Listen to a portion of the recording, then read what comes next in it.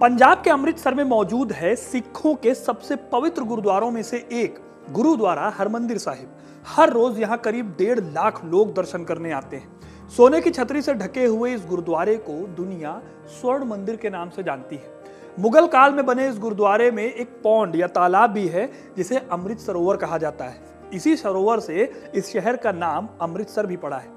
लेकिन क्या आपको पता है दोस्तों कि अमृतसर में मौजूद हरमंदिर साहिब के नाम में मंदिर शब्द क्यों आता है? हम सबने तो यही सुना है कि सिखों के पवित्र स्थल को गुरुद्वारा कहते हैं, तो फिर ये मंदिर शब्द का क्या इतिहास है? और क्या आप जानते हैं कि कभी हरमंदिर साहिब में सिखों के साथ साथ हिंदू पुजारियों की भी बहुत रिस्पेक्ट होती थी? आज के इस वीडियो में मैं आपको हरमंदिर साहिब से जुड़े इन सभी सवालों के जवाब दूंगा, तो वीडियो को अंत तक जरूर देखिएगा, क्योंकि अपना इतिहास नहीं जानोगे तो खुद को कैसे पहचानोगे।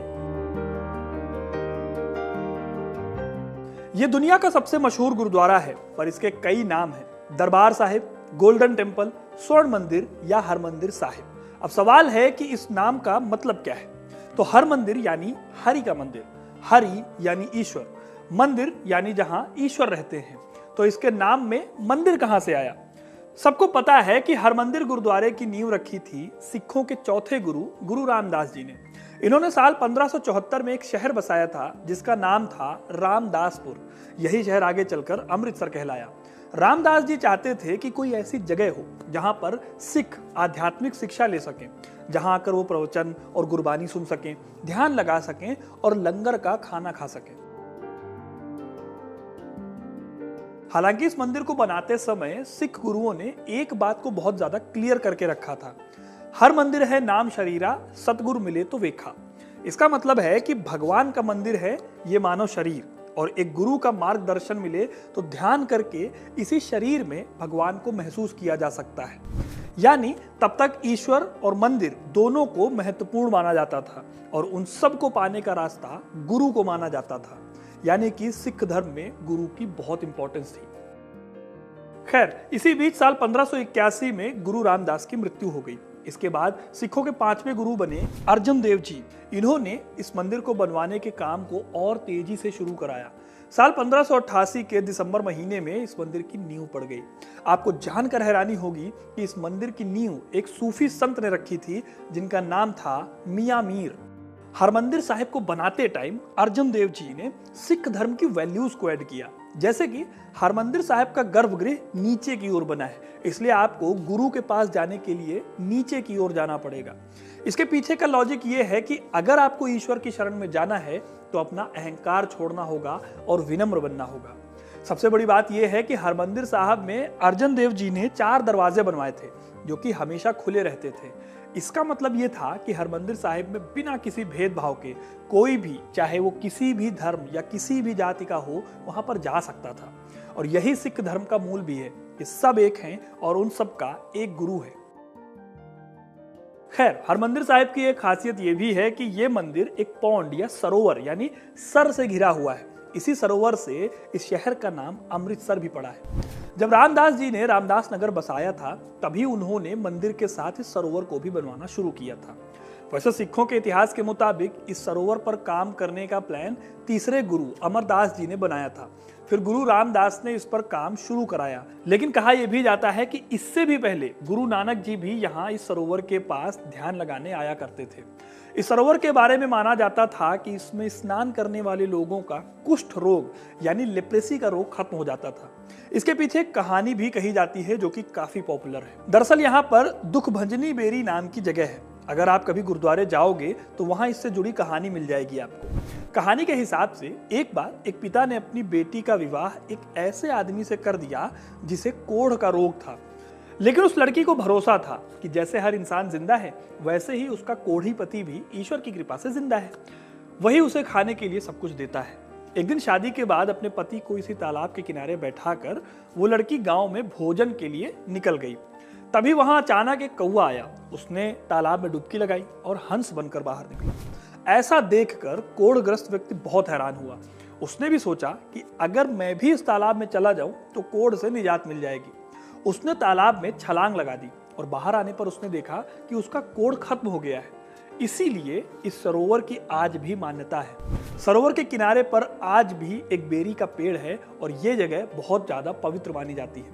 यहाँ भी श्रद्धालु माथा टेकते हैं। ऐसा माना जाता है कि इस सरोवर में गंगा नदी का जल डाला गया था, जिससे ये इतना ज्यादा चमत्कारी हो गया। ऐसा भी माना जाता है कि भगवान राम के पुत्र लव और कुश यहाँ पर अपना बचपन अपनी माता सीता के साथ बिता रहे थे महर्षि वाल्मीकि के आश्रम में।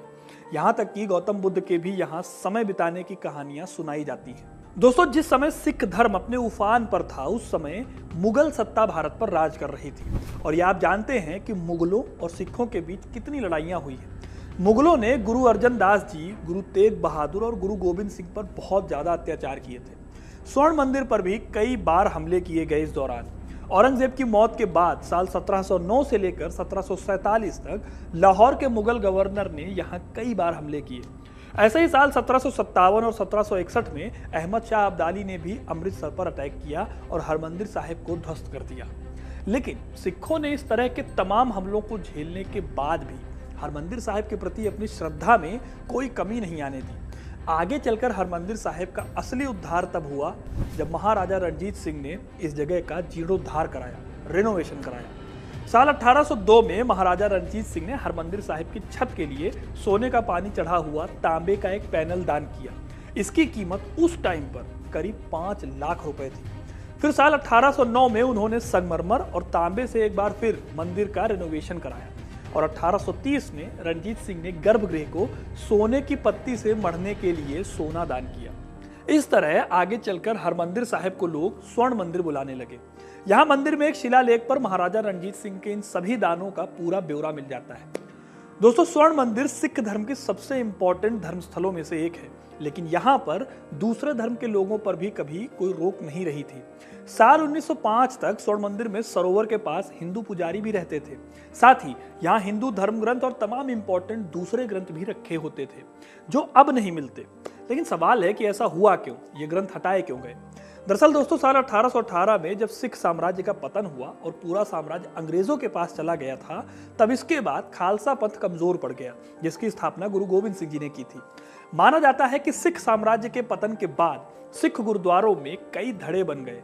कुछ लोग ये तक कहने लगे कि सिख धर्म के पूजा स्थल में मूर्ति पूजा नहीं होनी चाहिए। साल 1850 के आसपास निरंकारी और नामधारी आंदोलन की शुरुआत हुई। इसी आंदोलन ने 1870 के दशक में सिंह सभा आंदोलन को शुरू किया।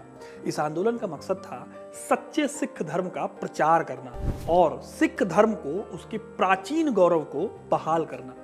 सिखों की ऐतिहासिक और धार्मिक पुस्तकों को लिखना और उन्हें सिखों में बांटना। इसी कड़ी में साल 1905 में अमृतसर के हरमंदिर साहिब से हिंदू पुजारियों को और मूर्ति पूजकों को हरमंदिर साहिब से बाहर कर दिया गया। आगे चलकर सिख धर्म में अपने मूल्यों को लेकर स्ट्रिक्टनेस और भी ज्यादा बढ़ी और नतीजा ये हुआ कि साल 1920 में शिरोमणि अकाली दल और गुरुद्वारा प्रबंधक कमेटी बनी, जिसने हरमंदिर साहिब से सिख धर्म से अलग दूसरे धर्मों के तत्वों को बाहर कर दिया। तो दोस्तों, ये थी कहानी हरमंदिर साहिब यानी स्वर्ण मंदिर की। आपको कहानी कैसी लगी कमेंट करके जरूर बताइएगा। वीडियो को लाइक और शेयर करना ना भूलें और ऐसी